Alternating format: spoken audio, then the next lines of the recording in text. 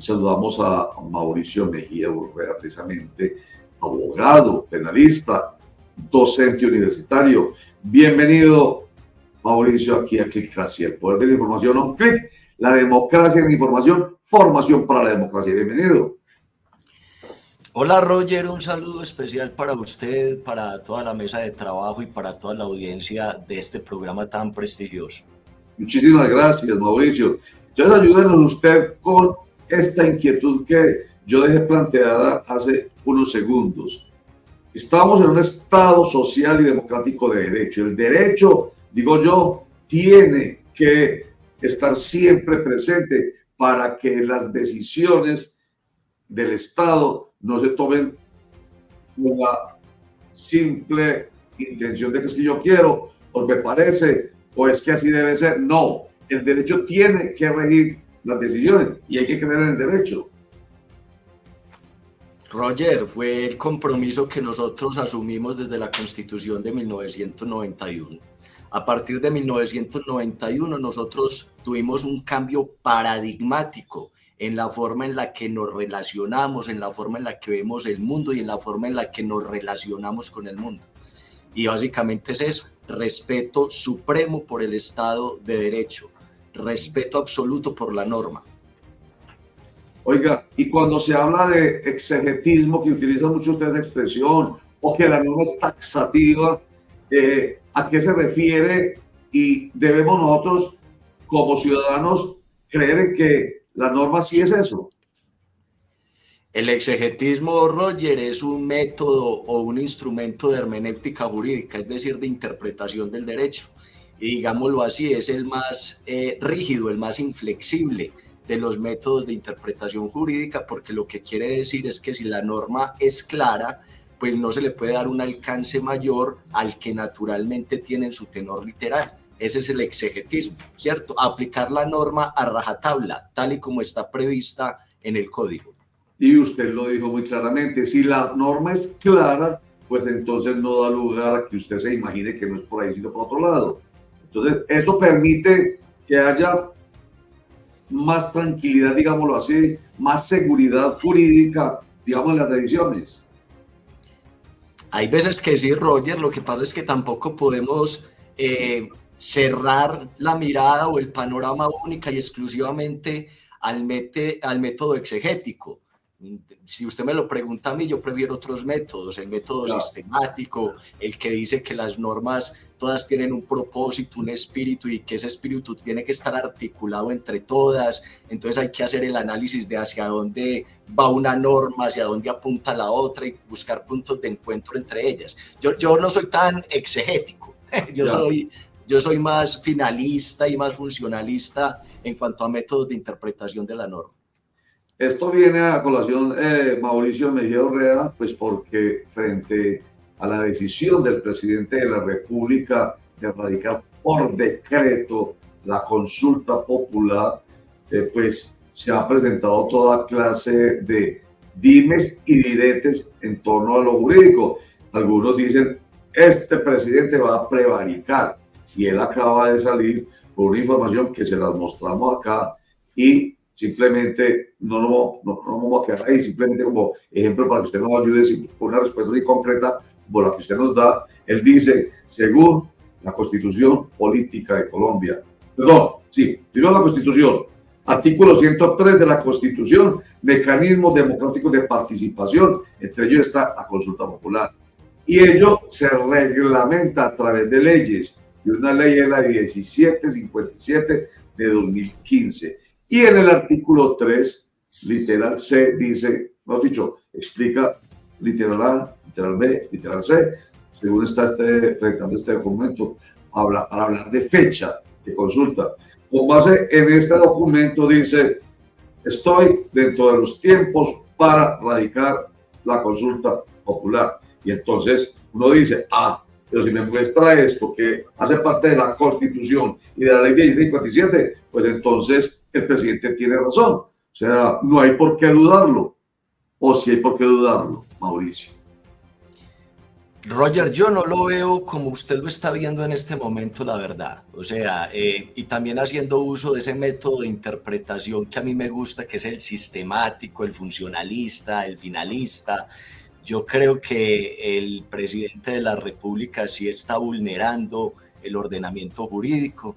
Yo pienso que en atención a esa interpretación sistemática de las normas, nosotros lo que asumimos desde 1991 fue un sistema constitucional democrático de pesos y de contrapesos, y claramente el presidente de la República sí tiene algunas facultades, pero facultades que puede poner en marcha ante ciertas situaciones precedentes que aquí nos están dando, porque básicamente esta potestad o facultad de la que está hablando, en mi opinión, solo se activa en la medida en que el Congreso de la República haya omitido pronunciarse, y para mí está muy claro que el Congreso de la República se pronunció dentro de su marco de funciones constitucionales y legales. No creo que él se pueda pronunciar de esa manera, y me parece que sí es un comportamiento prevaricador si finalmente se produce. Pero mire lo que es la importancia de contar con un experto como usted, porque nos hace caer en la cuenta de algo.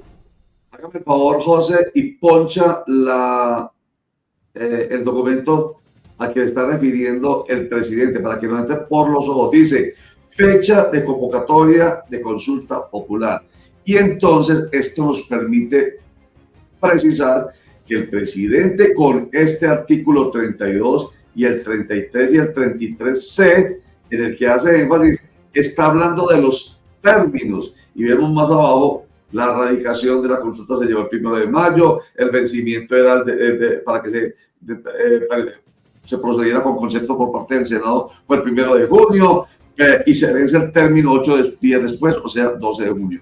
Lo que el presidente está defendiendo aquí es solamente una partecita, el término, y uno podría entonces ahí decir, el presidente tiene razón en cuanto al término, pero si vamos a lo que está explicando Mauricio Mejía Urrea, es lo otro más, digamos, en relación de si se puede o no se puede decretar la consulta popular sin concepto previo y favorable del Senado de la República, que fue discusión la semana pasada, y en lo que también estuvimos de acuerdo nosotros, en ese otro contexto. Ojo, entonces, según lo que nos está diciendo Mauricio, hoy es que sí puede estar incurriendo, no obstante esté dentro de los tiempos, sí puede estar incurriendo en un prevaricato porque no está respetando la norma, no está respetando que ya el Senado de la República se pronunció, dio concepto previo, pero lo dio desfavorable. Ahora, lo otro que le pregunto es, para pasar al tema particular con usted, ¿se puede la decisión tomada por el Senado de la República, se puede objetar o se puede impugnar? Pues en un Estado de Derecho, Roger, como el que nosotros pregonamos y defendemos, ninguna decisión es absoluta y libre de cuestionamientos, y esos cuestionamientos se pueden ventilar, pero se pueden ventilar a través de los procedimientos preestablecidos ante los jueces de la República, y considero yo que el mecanismo sería, salvo mayor y mejor calificado criterio, ante el Consejo de Estado en una acción de nulidad o tal vez nulidad y restablecimiento del derecho. Perfecto, clarísimo. Bueno, y pasemos pues al tema particular del derecho penal.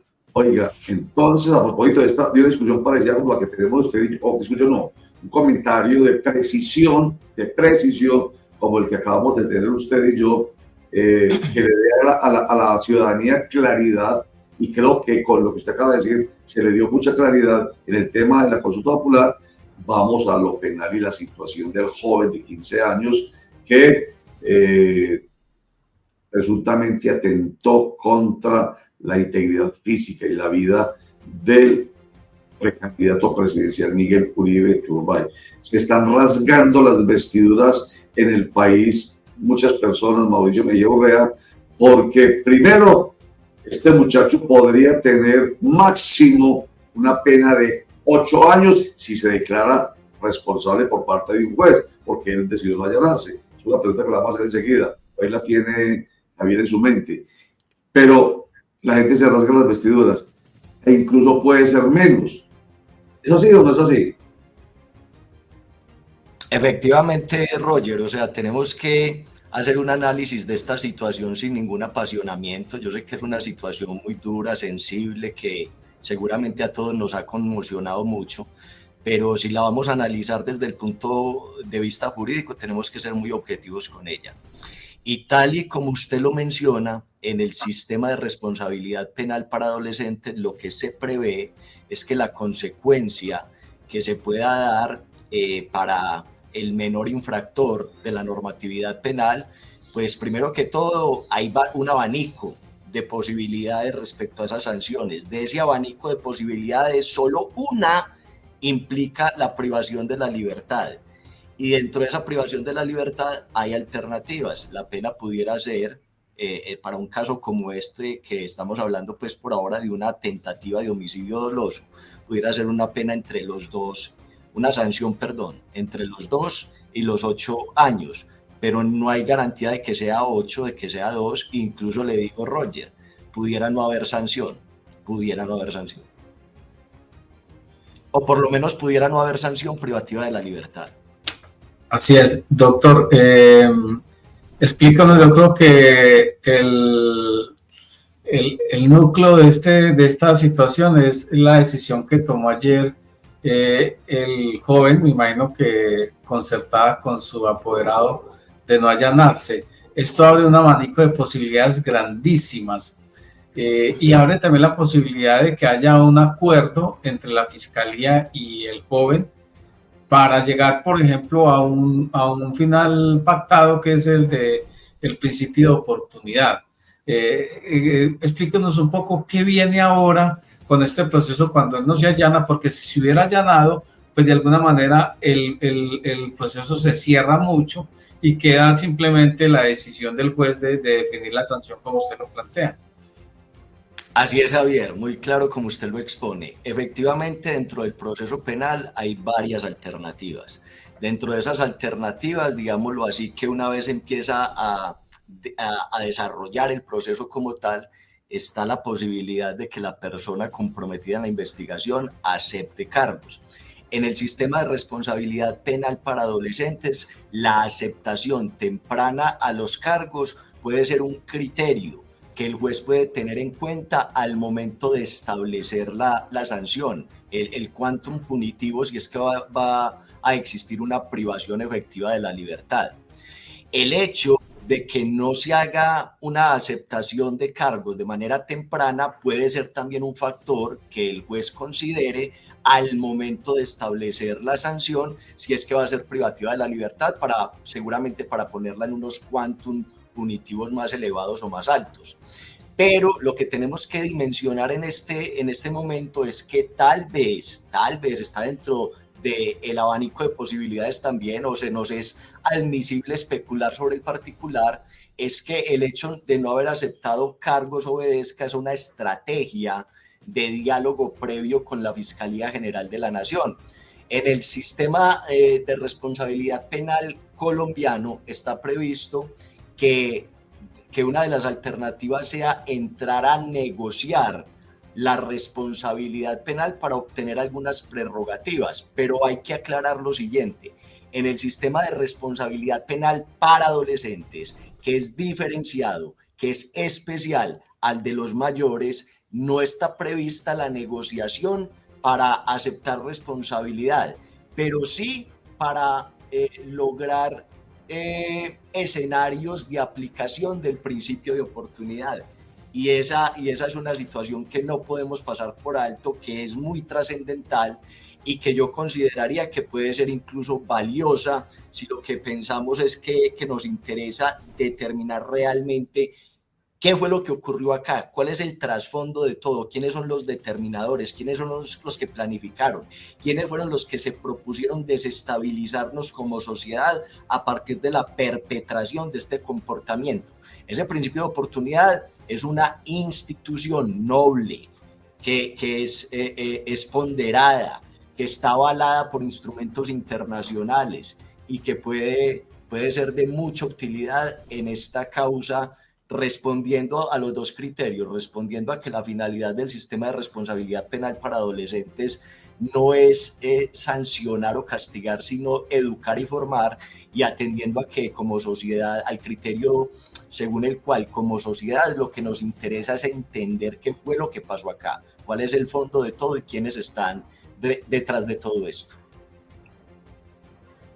Abogado Mauricio, un saludo muy especial. Mire, quiero hacer un contexto frente a todo lo que ha pasado con el atentado al senador y precandidato Miguel Uribe Turbay. En los años 80, el ex capo Pablo Escobar utilizaba menores de edad como sicarios de confianza, conocidos como los suizos. Uno de ellos, recordemos, era John Jairo Arias alias Pinina, quien estuvo vinculado al asesinato del exministro de Justicia Rodrigo Lara Bonilla en 1984. Otros casos incluyen el asesinato del candidato presidencial Carlos Pizarro León Gómez y Bernardo Jaramillo Osa, ambos cometidos por menores de edad instrumentalizados por grupos criminales. Acá lo más preocupante es que, según cifras de la Defensoría del Pueblo, esto del año 2024, fueron reclutados 409 niños, niñas y adolescentes en el marco del conflicto armado, lo que representa un aumento respecto a los 342 casos registrados en el año 2023. La mayoría de estos niños provienen de zonas vulnerables o de pobreza. ¿Por qué quiero hacer este contexto, doctor Mauricio? Porque hoy nos estamos centrando en la pena o el castigo que debe recibir el menor de edad, que obviamente accionó el arma, como se ve en los videos, quien es el que atenta contra el senador y contra el precandidato, pero la pregunta es ¿qué sanción tiene una persona a la que se le identifique o se le demuestre que es el responsable de instrumentalizar a estos menores de edad? ¿Tiene una pena mayor? ¿Es una pena establecida? ¿Cómo funciona en este caso para aquellos que instrumentalizan a estos niños para la guerra, doctor Mauricio? Sí, Oscar, la pregunta suya es muy importante y vale la pena aclararla bajo el siguiente contexto, y también deberíamos abordarla desde dos perspectivas distintas.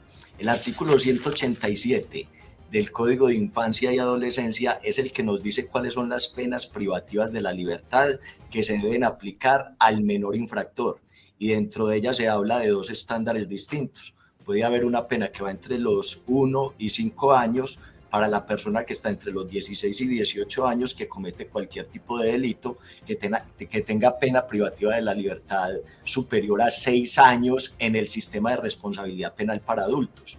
Y el otro estándar nos habla de una pena entre 2 y 8 años para aquel menor infractor que cometió delitos más graves, como cuáles, como el secuestro, como la extorsión en todas sus modalidades, delitos contra la libertad, integridad y formación sexual y el homicidio doloso. Pero adicionalmente, y esta es la parte importante de esa norma, y es la que vale la pena tener también en cuenta acá, prevé esta disposición que si se logra acreditar que el menor infractor al momento de ocurrencia del delito estaba sometido a un constreñimiento para cometer el delito o había sido víctima de un reclutamiento ilícito, a ese menor no se le podrá imponer una pena privativa de la libertad o una sanción privativa de la libertad, sino que tendremos que buscar una alternativa distinta dentro de ese abanico de posibilidades que nos da el mismo Código de Infancia y Adolescencia, que vuelvo y repito, tiene como 6 disposiciones que nos hablan de formas de sancionar al menor. Y respecto a lo que usted pregunta puntualmente, si la persona que condicionó, que determinó o constriñó a un menor para la comisión de un delito, pues claramente si es mayor de edad estará sometida a las sanciones establecidas en el régimen de adultos, y estas tendrán que ver es con el delito que se haya cometido. La tentativa de homicidio, en este caso sería un homicidio doloso agravado, pues estaría rondando por allá el homicidio agravado los 33 años y hasta los 60 años, y en grado de tentativa se reduciría la pena mínima a la mitad. Y quien haya determinado al menor respondería por esa pena a título de determinador. Adicionalmente podría concursar ese delito con el constreñimiento para delinquir, y se podrían aplicar agravantes que tienen que ver con la utilización de menores en la comisión de delitos. Pero esa persona respondería como determinador del ilícito de homicidio agravado en condición de tentativa. Doctor Mejía, buenos días. Hola, Germán. Mi pregunta tiene relación con lo que acaba de preguntar Oscar Mario, lo que usted decía, cuando se hablaba de constreñimiento, de instrumentalización. En el sistema de responsabilidad penal también se incluye lo que se llama restablecimiento de derechos. Es decir, un menor de edad puede ser el que está siendo señalado de cometer un delito, pero a la vez puede ser víctima porque se le está utilizando para cometer el delito y también es sujeto de restablecimiento de derechos. Efectivamente, Germán, lo que pasa es que las medidas que tienen como propósito restablecer los derechos del menor de edad están pensadas fundamentalmente para los niños, niñas y adolescentes que van hasta los 14 años, o sea, menores de 14 años, que se supone que ellos no cometen delito porque no tienen la madurez psicológica para determinar su comportamiento en función de la comisión de un delito, sino que hay quien los utiliza para la comisión de delitos. Y a ellos se les aplican medidas de restablecimientos de derechos, que la más extrema de todas es la adoptabilidad, es decir, la persona es sacada de su entorno familiar y es puesta en un programa de adopción para que otras personas pues se encarguen de él. Pero cuando ya estamos hablando de una persona mayor de 14 años que incurre o incursiona en temas criminales o delictivos, en mi opinión no estamos ubicados ahí en las medidas de restablecimiento de derechos, sino de sanciones. Lo que pasa es que si se acredita que esta persona fue constreñida, utilizada, reclutada, la sanción no va a ser la privación de la libertad, sino que tendremos que buscar otras. Hay muchas alternativas y todas en función de reestructurar al menor, de brindarle nuevas oportunidades, de darle pedagogía, de darle educación, de darle formación. Está la amonestación, la implementación de reglas de conducta, la libertad vigilada, el sometimiento a un esquema semicerrado, es decir, con unos espacios en los que va a estar recluido, otros espacios donde va a estar compartiendo con su entorno social o familiar. Entonces son diversas medidas dependiendo de la situación. Pero yo creería, Germán, puedo estarme equivocando y esto, todo lo que tiene que ver con temas jurídicos está condicionado a puntos de vista, pero yo creería que en este caso no son medidas de restablecimiento del derecho, porque estas son para menores de 14 años. Acá serían medidas sancionatorias, pero no necesariamente, como lo mencionaba al principio, no necesariamente privativas de la libertad. Doctor Mauricio, aquí en este proceso es clave lo que se llama, bueno, en este y en todos, pero queremos enfocarnos en este, lo que se llama la cadena de custodia. Y en esa cadena de custodia hay dos elementos importantísimos. Uno, el arma, la Glock con la que se disparó, y otro, el celular, que no aparece. Entonces, hay un asunto que ayer le escuché en un post en X a un abogado diciendo que esa cadena de custodia está muy viciada hoy porque primero el celular no aparece y segundo, la Glock fue al parecer después manipulada por uno de los agentes, no sé si era agente o una de las personas que retuvo al menor. ¿Usted qué piensa de eso? Bueno, dos reflexiones también les propongo a ustedes respecto a la cadena de custodia. Lo primero es decir, la cadena de custodia es un protocolo establecido fundamentalmente para garantizar la mismidad del elemento. Es decir, cuando yo voy a llevar un elemento material probatorio como prueba dentro de una causa criminal, es muy importante determinar que ese elemento es el que el sujeto procesal dice que es. Si yo estoy diciendo, esta es el arma que ocasionó los disparos que produjeron la muerte, hay que garantizar cadena de custodia para determinar que el elemento que finalmente está llegando a juicio sí es el mismo que ocasionó esos disparos, sobre todo porque estamos hablando de elementos materiales que se fabrican en serie, en lotes de muchos elementos con las mismas características. Entonces hay que individualizar un elemento de todo ese universo de elementos que hacen parte del mismo lote, por decirlo de alguna manera. Eso es lo que permite hacer la cadena de custodia, garantizar la mismidad, la autenticidad de ese elemento. En Colombia, ese protocolo de cadena de custodia, si bien es cierto, existe, la Sala Penal de la Corte Suprema de Justicia, a ver si se me permite la expresión, ha sido muy peyorativa con con las implicaciones que tiene romper o faltar al protocolo de cadena de custodia. Porque en última lo que, a ver, como para explicárselo un poquito a todo el público, cuando una prueba va a ser desatendida de un proceso, tiene que ser porque esa prueba es inadmisible, es objeto de rechazo o es objeto de exclusión. Y esas consecuencias se aplican de situaciones muy específicas dentro del proceso y ninguna de ellas aplica al rompimiento de cadena de custodia. Entonces, en últimas, la Sala Penal de la Corte Suprema de Justicia lo que ha venido diciendo es que cuando se vulnera, se rompe la cadena de custodia, la prueba igual tiene que entrar al proceso, tiene que entrar, y que será el juez en el caso concreto, en el caso específico, el que pondere, el que valore qué tanto se vulneró, se infringió la cadena de custodia, como para que él no tenga la convicción de creer en la información que le está dando el elemento probatorio. Ese es un tema más o menos así. Cada juez determina qué tanto le puede creer a un elemento de prueba a pesar de que se haya roto o a pesar de que no se haya cumplido con la cadena de custodia. Eso es nuestro medio. Pero ojo con esto, es que la cadena de custodia es para tenerla en cuenta respecto a la prueba que existe. Es decir, acá se podría tener en cuenta y se podría hacer algún tipo de reflexión, valoración y ponderación respecto al arma de fuego.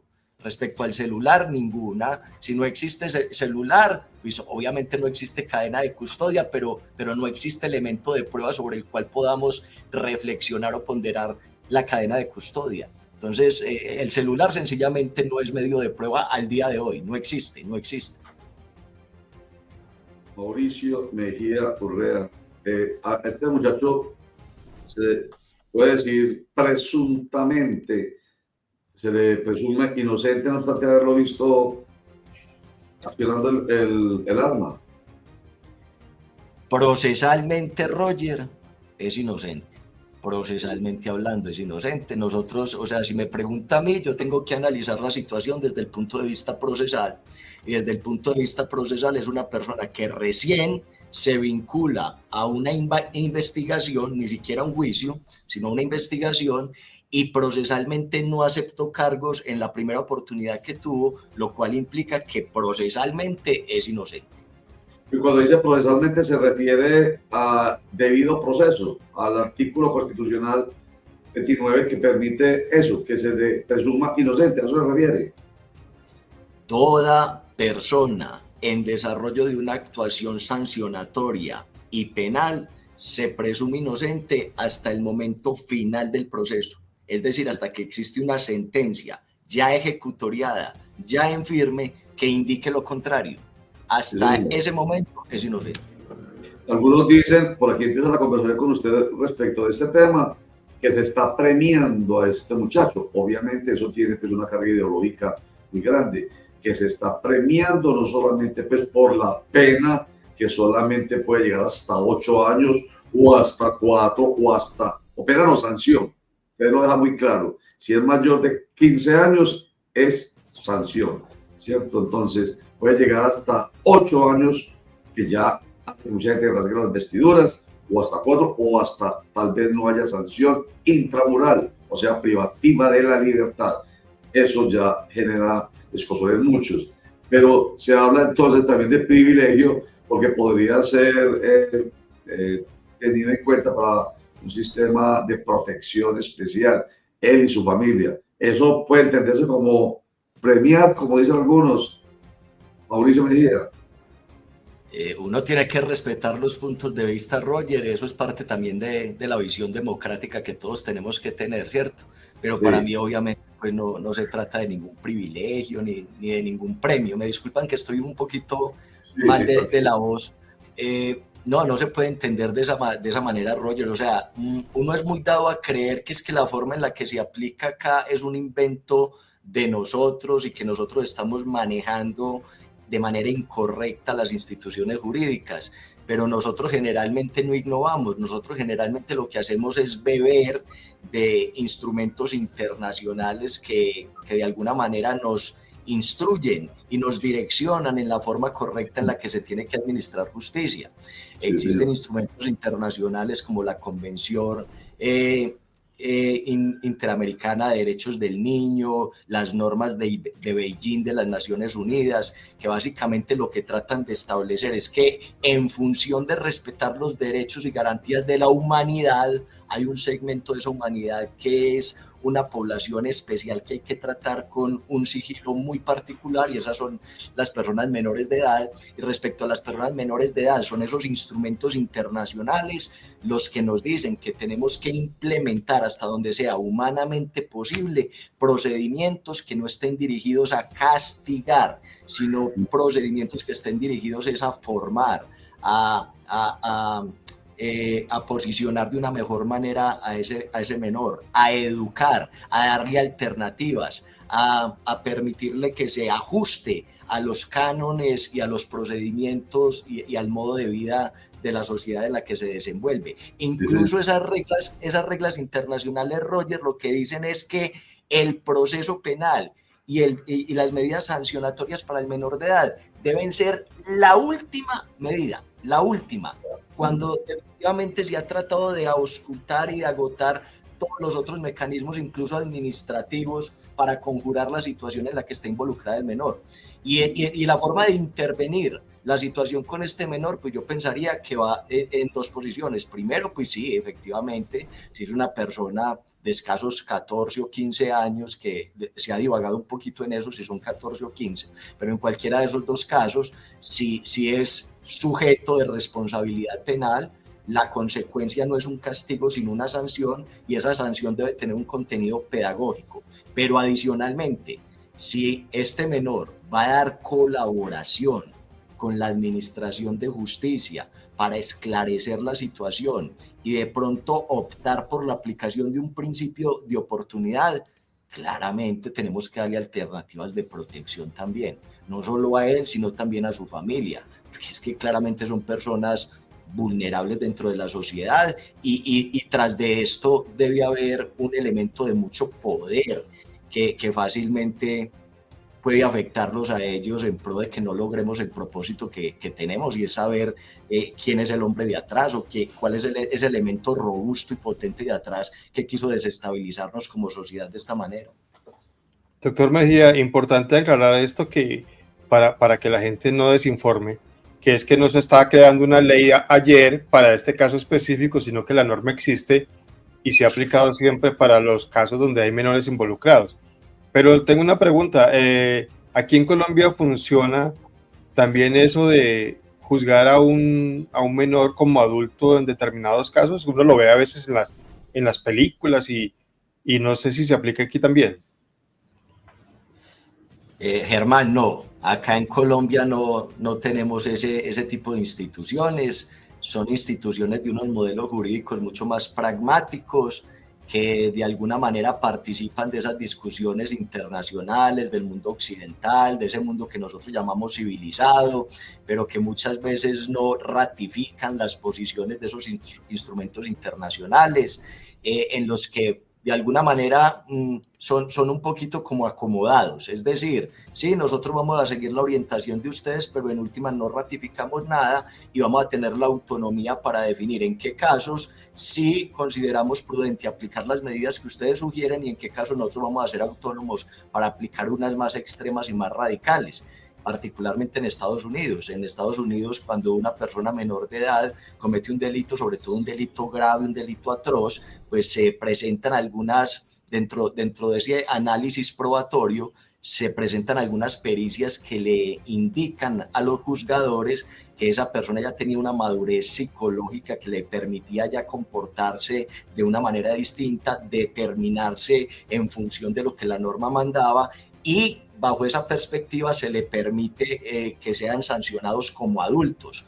Acá en Colombia nosotros no tenemos ese esquema, nosotros no tenemos implementada esa institución, tenemos unos criterios más o menos objetivos que establecen es que la persona entre los 14 y los 18 años tiene responsabilidad penal, sí, pero que las sanciones no van a ser retributivas o con contenido de castigo, sino que van a ser unas sanciones pedagógicas cuyo propósito u objetivo es simplemente formar a ese menor para que esté en unas mejores condiciones para afrontar su vida a futuro dentro de la sociedad.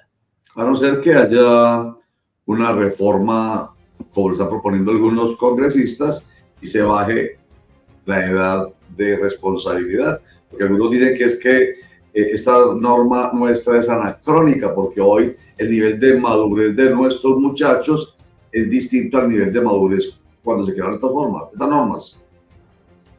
Sí, esa es una discusión que existe. Yo creería que cada que se presenta un evento que mueve la fibra, se abre el espacio para esa discusión. Yo creo que es una discusión que no tiene mucho eco realmente y que en caso de que llegara a prosperar en el legislativo, pensaría yo que la Corte Constitucional no le va a dar vía libre justamente por esos instrumentos internacionales que hacen parte del bloque de constitucionalidad, que se supone que son normas que están en un ámbito jerárquico mucho mayor al de la ley. Entonces creería que tampoco. Mauricio Mejía, abogado penalista, docente universitario, gracias, nos da mucha claridad, es usted absolutamente preciso y eso entonces nos ayuda a entender. Muchísimas gracias, Mauricio Mejía Urrea. Roger, gracias a ustedes por la invitación. Saben que cuentan conmigo en el momento que lo requieran. Muy amables. Gracias, que tan bueno. Y es pensando en nuestros internautas y televidentes, porque por esa claridad y esas precisiones que nos da, pues, hombre, no hay más vuelta de hoja que por lo menos reflexionar, reaccionar. Uy, ojo, que no me manipulen. Voy a emplear otra expresión prosaica, muy propia nuestra, que suena hasta maluco, pero bueno, que no me metan el dedo a la boca. Que yo vi en clase del canal.co a un abogado muy prestigioso llamado Mauricio Mejía Urrea diciendo esto, no opinando, sino con base en derecho.